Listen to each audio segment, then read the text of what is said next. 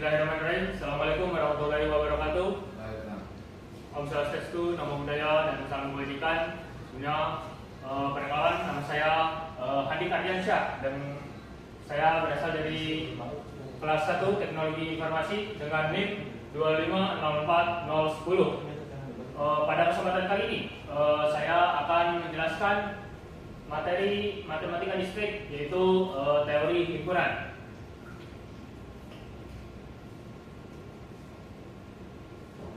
Pendahuluan, teori himpunan adalah teori yang paling mendasar dalam cabang ilmu matematika dan menjadi dasar dari ilmu matematika modern. Konsep himpunan seringkali diterapkan secara implisit dalam kehidupan sehari-hari, seperti pengelompokan, profesi, atau benda. Teori himpunan ditemukan pada akhir abad ke-19. Tokoh utama yang diakui sebagai penemunya adalah George Ferdinand Louis Philipp Cantor pada tahun 1845 atau hingga 1918. Seorang matematikawan Jerman, karya Cantor yang paling berpengaruh yang membuatnya diakui. Dia termasuk orang pertama yang dikenal sebagai penemu teori himpunan.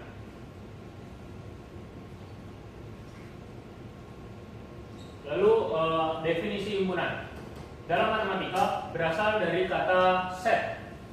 Dalam bahasa Inggris, kata lain yang sering digunakan untuk menyatakan himpunan antara lain kumpulan, kelas, gugus, dan kelompok. Objek yang terdapat dalam himpunan disebut elemen, unsur, atau anggota. Contoh kumpulan dari alat musik tradisional Lampung, kumpulan dari buku, kumpulan materai, kumpulan mahasiswa di kelas, dan sebagainya. Lalu ada penyajian himpunan. Kumpulan yang bukan himpunan dalam pengertian matematika adalah kumpulan bilangan, kumpulan lukisan indah, dan kumpulan makanan lezat. Pada contoh tersebut tampak bahwa dalam suatu kumpulan ada objek. Terdapat 4 cara dalam menyajikan himpunan, yaitu mengenumerasi semua elemen-elemennya, menggunakan simbol-simbol baku, dan menuliskan syarat keanggotaan dan menggunakan diagram Venn. Lalu ada enumerasi. Sebuah himpunan menggunakan enumerasi jika himpunan tersebut merupakan himpunan terbatas dan tidak terlalu besar. Penyajian himpunan menggunakan enumerasi artinya menuliskan semua elemen yang bersangkutan seantar 2 buah tanda kurung kurawal. Pada umumnya suatu himpunan diberi nama dengan menggunakan huruf kapital atau dengan menggunakan simbol lainnya. Contoh, himpunan B memiliki 4 anggota, yaitu 1, 2, 3, dan 4. Himpunan B dapat ditulis sebagai berikut: B sama dengan dalam kurung kurawal 1, 2, 3, dan 4.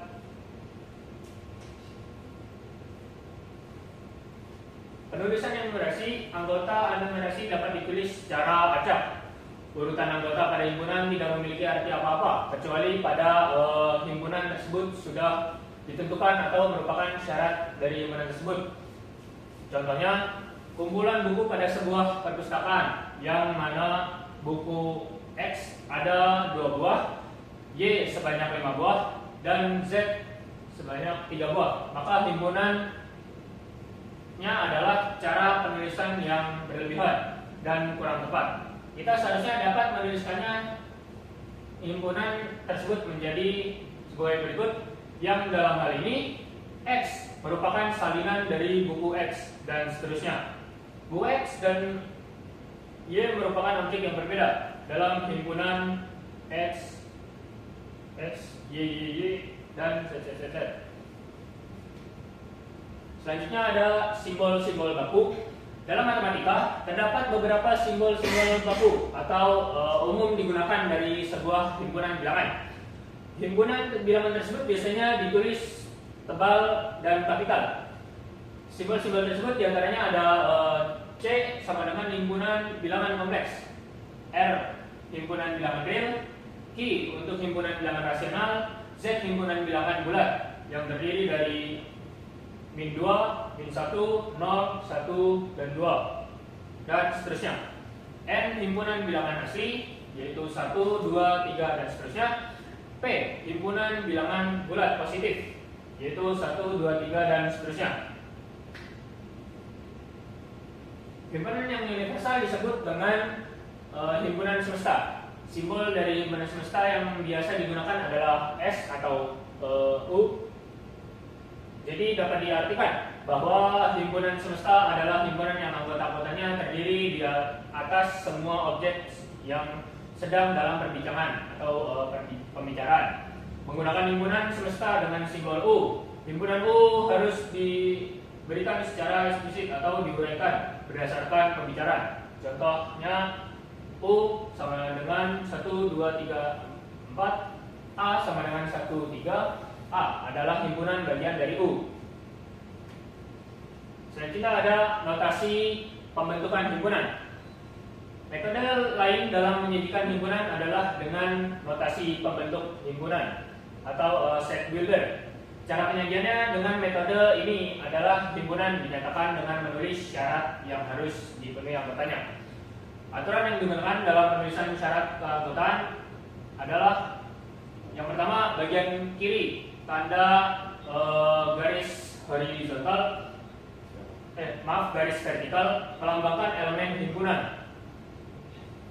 Tanda ini dapat dibaca di mana, yang mana, atau sedemikian hingga.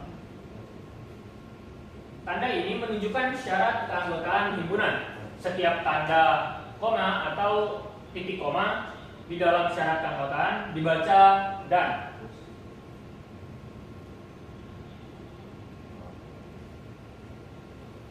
A adalah himpunan bilangan bulat positif yang kurang dari 6. A dapat dinyatakan dengan A sama dengan X, di mana X adalah himpunan bilangan bulat positif yang kurang dari 6. Dalam notasi yang lebih ringkas, dapat disajikan A sama dengan X, di mana X PX kurang dari 6. C adalah himpunan bilangan genap positif yang kurang dari atau sama dengan 8. C dapat dinyatakan dengan C sama dengan X, di mana X himpunan bilangan genap positif yang kurang dari atau sama dengan 8. Dalam notasi yang lebih ringkas, dapat disajikan C sama dengan X P 2 lebih kecil atau sama dengan X, yang mana lebih kecil sama atau sama dengan 8, atau C yaitu 2, 4, 6, dan 8. Lalu selanjutnya ada diagram Venn. Diagram Venn menyajikan himpunan dalam bentuk grafis. Metode ini dikenal oleh matematikawan Inggris yang bernama John Venn. John Venn mengenalkan metodenya pada tahun 1881 di dalam diagram Venn.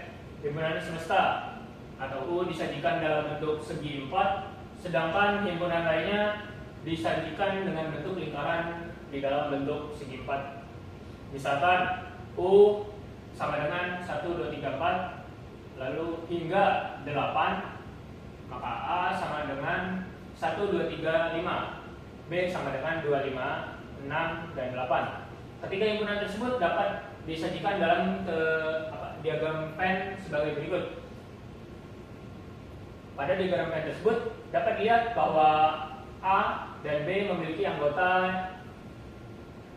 yang sama, yaitu 2 dan 5, sehingga A dan B saling beririsan. Anggota U yang lain, yaitu 4 dan 7, bukan merupakan anggota dari A dan B, sehingga 4 dan 7 berada di luar lingkaran atau A dan 4, tetapi masih berada dalam segi 4 atau U. Selanjutnya ada kardinalitas himpunan, adalah jumlah dari elemen yang berbeda dari sebuah himpunan. Sebuah himpunan dikatakan himpunan berhingga atau finite set jika terdapat n elemen berbeda distinct. Dalam hal ini n adalah bilangan tak negatif. Begitu juga sebaliknya, sebuah himpunan dikatakan himpunan tak berhingga jika memiliki elemen tak berhingga atau dilambangkan dengan infinity. Kardinalitas himpunan dinotasikan dengan NA atau kardinalitas A dengan A merupakan sebuah himpunan. Contohnya disebutkan bahwa U sama dengan 1, 2, 3 hingga 8, A sama dengan 1, 2, 3, 5, B 2, 5, 6, 8, maka kardinalitas himpunan sama dengan 8, kardinalitas A sama dengan 4, kardinalitas B sama dengan 4, U, A, dan B merupakan sebuah himpunan yang bertiga. Selanjutnya ada himpunan kosong. Adalah suatu himpunan A dikatakan himpunan kosong atau empty set jika dan hanya jika kardinalitas A sama dengan 0. Dalam kalimat lain, himpunan kosong merupakan himpunan yang tidak memiliki satupun anggota. Himpunan kosong dinotasikan dengan sebuah kurung kurawal kosong atau O dengan garis diagonal. Dalam definisi di atas terdapat kata jika dan hanya jika. Ini bermakna bahwa jika A adalah himpunan kosong, maka kardinalitas A adalah 0. Begitu juga sebaliknya, jika kardinalitas A adalah 0, maka A adalah himpunan kosong.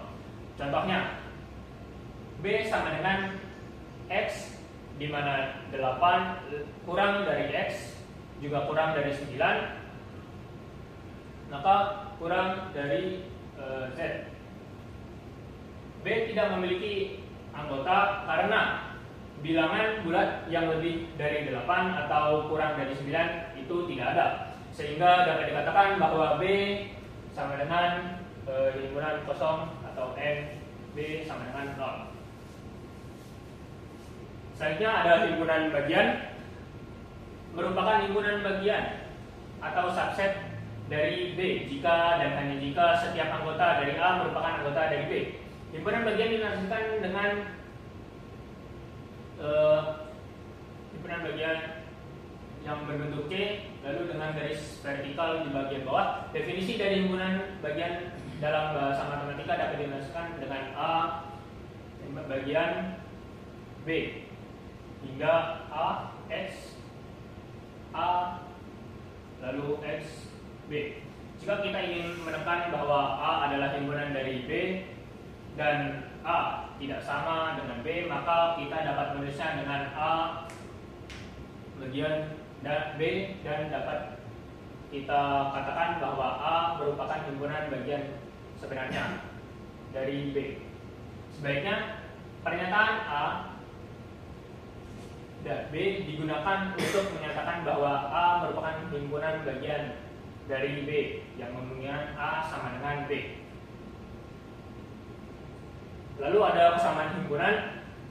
Ada kemungkinan bahwa dua buah himpunan memiliki anggota atau elemen yang sama, sehingga dapat dikatakan bahwa kedua himpunan tersebut adalah sama, meskipun urutan keanggotaannya dari kedua himpunan tersebut berbeda. Himpunan A dikatakan sama dengan himpunan B jika dan hanya jika keduanya memiliki elemen yang sama. Dengan kata lain, A sama dengan B jika A adalah himpunan bagian dari B dan B adalah himpunan bagian dari A. Jika tidak demikian, maka A tidak sama dengan B. Dari definisi di atas dapat dinotasikan A sama dengan B sama bagian A ke bagian dari B dan A. Misalkan A 1, 2 hingga 100, B X sama dengan X, di mana X tidak kurang dari 100, X N, maka A sama dengan B. Selanjutnya ada ekivalensi himpunan. Dalam teori himpunan, dua buah himpunan bisa saja ekivalen. Dikatakan dua buah himpunan ekivalen jika jumlah anggota dari dua himpunan tersebut sama. Himpunan A dikatakan ekivalen dengan himpunan B jika dan hanya jika kardinal dari kedua himpunan tersebut sama. Dari definisi atas dapat dijelaskan A ekivalen B sama dengan A.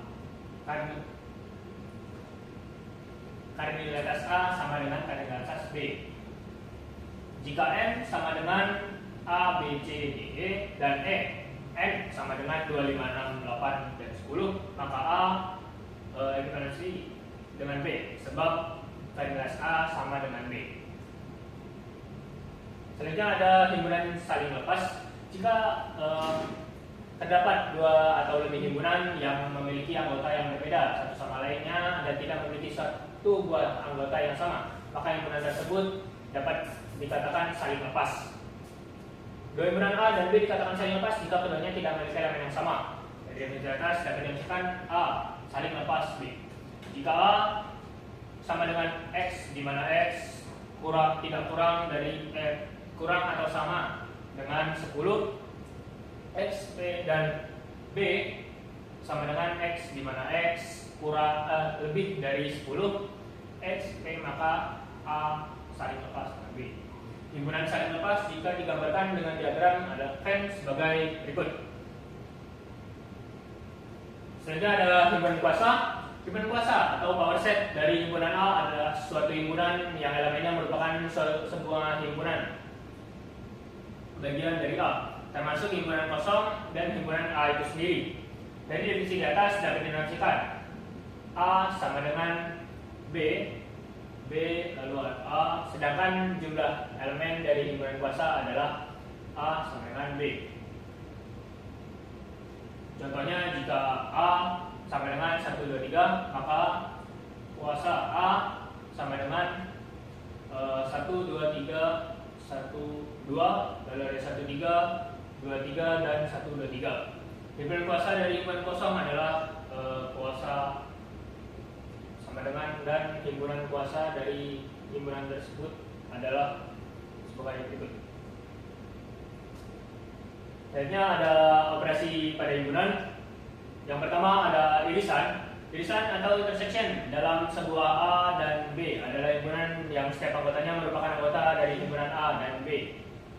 Dari definisi atas dapat dimaksudkan A irisan B sama dengan X, di mana X, A dan X, lalu ada B. Jika dua himpunan saling lepas, maka irisan dari kedua himpunan adalah himpunan kosong karena tidak ada anggota yang sama yang terdapat dari kedua himpunan tersebut. Diagram Venn untuk A irisan B yaitu 0064. Contohnya jika A sama dengan 1, 2, 3, 4, 5, dan 6 dan B 4, 5, 6, 7, 8, 9, maka A irisan B sama dengan 4, 5, dan 6. Contoh diagram Venn-nya bisa dilihat pada tabel di sini. Selanjutnya ada gabungan. Gabungan atau union dari A dan B adalah himpunan yang setiap anggotanya merupakan anggota dari himpunan A atau himpunan B. Dari definisi di atas dapat dimaksudkan sebagai A irisan B sama dengan X, di mana X adalah A dan X digambarkan sebagai berikut, yaitu jika contohnya 1, 2, 3, 4, 5, 6 dan 4, 5, 6, 7, 8, maka A gabungan B yang merupakan 1, 2, 3, 4, 5, 6, 7, 8, dan 9. Selanjutnya ada komplement. Dari suatu himpunan A terhadap himpunan semesta U adalah suatu himpunan yang elemennya merupakan elemen U yang bukan elemen A. Dari definisi di atas dapat dimaksudkan A sama dengan X, di mana X merupakan U dan X tidak A. Di beberapa literatur atau sumber lainnya, simbol dari komplement A adalah A dengan garis horizontal di bagian atas. Dalam buku ini kita pakai adalah sebagai berikut. Lalu diagram Venn untuk komplement sendiri ada yaitu seperti ini.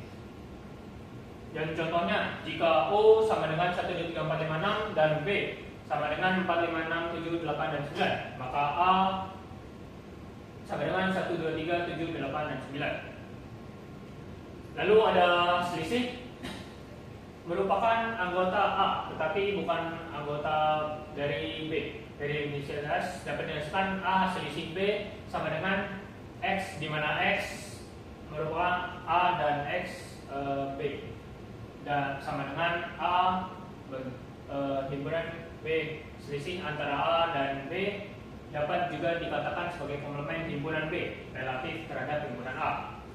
Diagram Venn untuk A selisih B digambarkan sebagai berikut, dan diagram Venn tersebut dapat kita perhatikan bahwa komplement dari himpunan A terhadap semesta U dapat juga dinamakan sebagai A sama dengan U selisih A.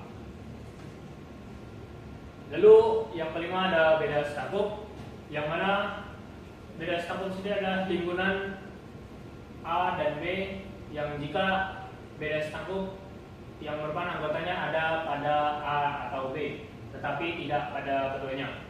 Dapat disebutkan A beda stakuk B sama dengan A gabungan U, B selisih A irisan B, atau A gabungan B sama dengan A selisih B gabungan B selisih A. Diagram Venn untuk A beda stakuk B digambarkan sebagai berikut. Lalu ada contoh jika A sama dengan 1, 2, 3 hingga 7 dan B 2, 4, 6, 8 dan 10, maka A beda stakuk B sama dengan 1, 3, 5, 7, 8 dan 9, dan B beda stakuk A sama dengan 1, 3, 5, 7, 8 dan 10. Selanjutnya ada perkalian Kartesian. Adalah sebuah himpunan yang anggotanya adalah pasangan berurutan atau ordered pairs yang terbentuk dari komponen pertama atau dari himpunan A, dari komponen kedua atau dari himpunan B. Dinotasikan sebagai A, XB sama dengan XY, di mana X merupakan himpunan A dan Y himpunan B. Contoh, jika A sama dengan 1, 2, 3 dan B sama dengan 2, 4, maka A XB sama dengan 1, 2, 1, 4, 2, 2, 2, 4, 3, 2, dan 3, 4. Sekian, terima kasih presentasi saya tentang teori himpunan dari mata kuliah Matematika Diskrit. Saya mohon maaf bila ada salah kata atau salah pengucapan dari materi ini. Terima kasih. Wassalamualaikum warahmatullahi wabarakatuh.